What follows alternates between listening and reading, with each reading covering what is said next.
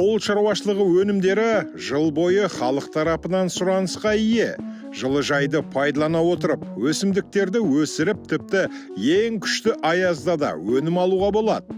Бүгінгі сабақта біз жылыжай бизнесін басынан бастап қалай жүргізуге болатынын айтып береміз.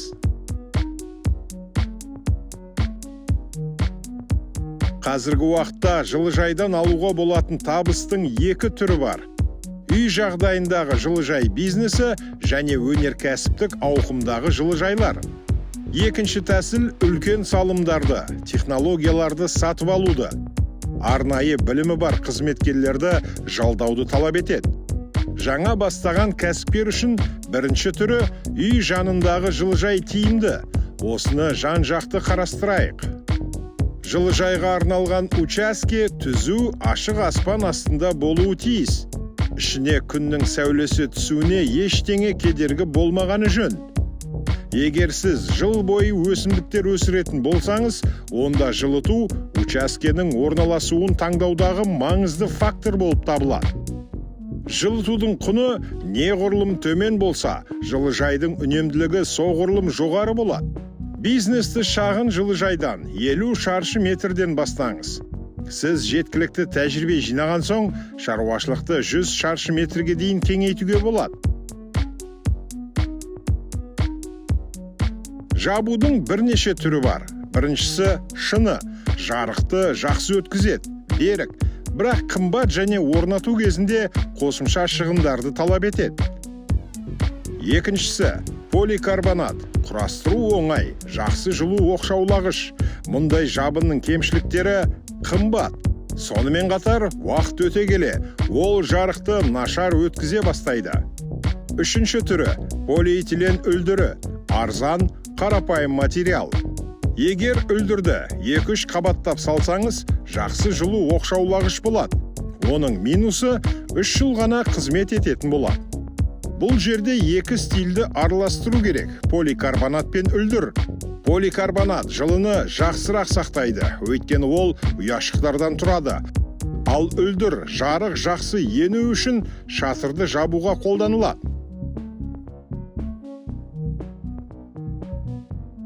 Өсімдіктер жақсы өсу үшін қажетті жағдайлар жасау керек. Жылыжайда жарықтандыру, жылыту және суару жүйелері болуы өте маңызды. Жарықтандыру үшін күндізгі жарық шамдары қолданылады. Мүмкіндігінше энергия үнемдейтінді қою керек. Негізінен олар қыста қолданылады, өйткені күн қысқа. Жылыжайды жылыту үшін ең тиімді отын газ.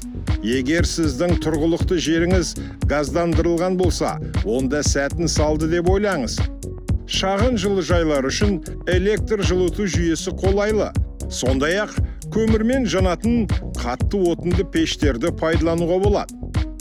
Суаруға келетін болсақ, ең тиімді жүйе тамшылатып суару.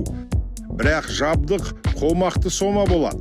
Сондықтан жаңа бастаған бизнесменге қарапайым түрі де жеткілікті. Ең бастысы, сізде үздіксіз су көзі болуы керек. Жылыжайда түрлі дақылдар өсіруге болады. Көкөніс, жидектер, гүлдер, көшеттер, тіпті саңырау құлақтар. Ең тиімді дақылдар қызанақ және қияр.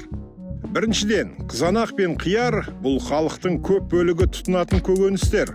Олар күй таңдамайды. Мұнда бәрі агрономның шеберлігіне байланысты. Бизнесті дамыту үшін қызықтысы көшеттерді өсіру. Егер біз ауыл бизнесі туралы айтатын болсақ, онда көктемде көшеттер жоғары сұранысқа ие. Бұл жылдың қысқа жұмысы. Көшеттерді өсіру және халыққа немесе басқа жылыжайларға сату.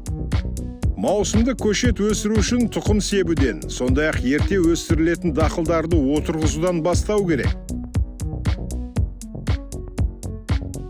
Есептеу үшін 50 шаршы метр өлшемді қарапайым поликарбонатты жылыжайды алайық. Мұндай жылыжайдың құны 565 мың теңгені құрайды. Айталық, қызанақ пен қияр өсірсеңіз, әр дақылға 25 шаршы метрден келеді. Яғни тұқым әр дақылға 3 бумадан қажет. Тұқым бумасы 100-200 теңге.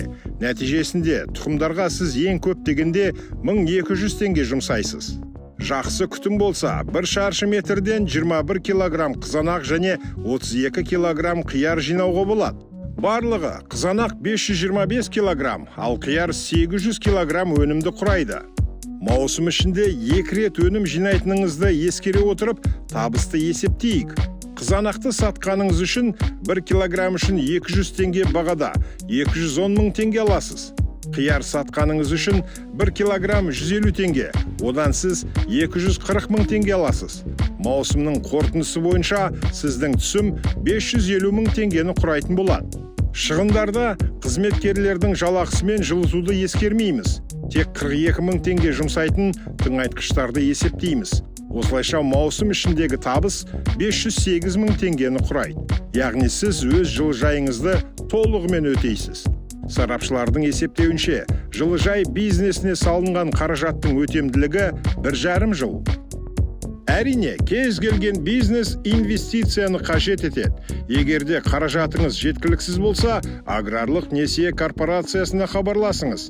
Төмен пайыздық мөлшерлеме, жеңілдікті кезең, мемлекет тарапынан қолдау, мұның бәрін аграрлық несие корпорациясының Қазақстан бойынша 17 филиалдан ала аласыз.